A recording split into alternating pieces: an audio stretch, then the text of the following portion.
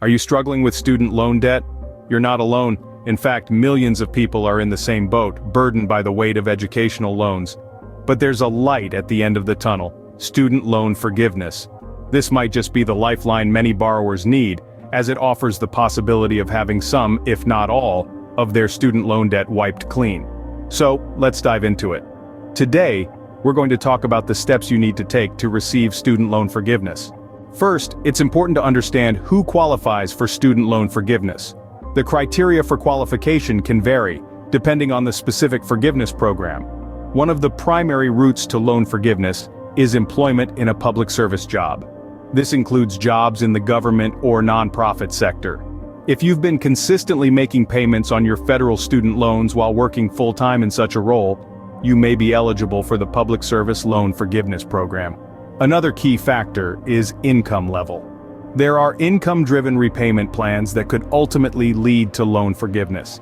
These plans cap your monthly loan payments at a certain percentage of your discretionary income. If you've been making these reduced payments for a specified period, usually 20 to 25 years, the remaining balance of your loans could be forgiven. Other scenarios could include teachers in low-income schools, nurses, and military personnel who might qualify for specific loan forgiveness programs. It's also worth noting that under the proposed changes, the Biden administration aims to make these programs more flexible and accessible. However, these are still subjected to approval. Now that you know if you qualify, let's dive into the steps you need to take to apply for student loan forgiveness. Applying for student loan forgiveness involves a few key steps. Let's break them down so you can start your journey towards potential debt relief. First up is consolidating your loans.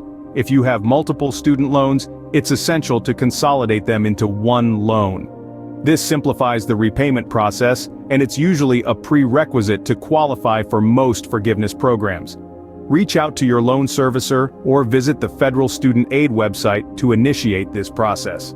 Next, you'll need to enroll in an income-driven repayment plan. These plans base your monthly loan payment on your income and family size. They offer more manageable payments over an extended repayment period. To enroll, you'll need to submit an application, which can typically be done online through your loan servicer's website. Now here's where consistency comes into play. Once you're enrolled in an income-driven plan, you'll need to make consistent payments. Depending on the specific forgiveness program, you'll be required to make a certain number of payments over a set period of years. It's crucial to stay on track, as missed or late payments can affect your eligibility. Remember, during this time you must also work full-time for a qualifying employer, usually a government or nonprofit organization. Keep a record of your employment during this period, as you'll need it when you apply for forgiveness. Finally, after you've met all the requirements, you can apply for loan forgiveness. This involves submitting a forgiveness application to your loan servicer. Be sure to include all necessary documentation, such as proof of your income-driven repayment plan and employment records. Once you've completed these steps, you'll be well on your way to potentially having your student loans forgiven. Remember, patience is key here. The process may be lengthy, but the potential relief from student loan debt makes it worth the effort. After you've applied for student loan forgiveness, it's important to know what to expect.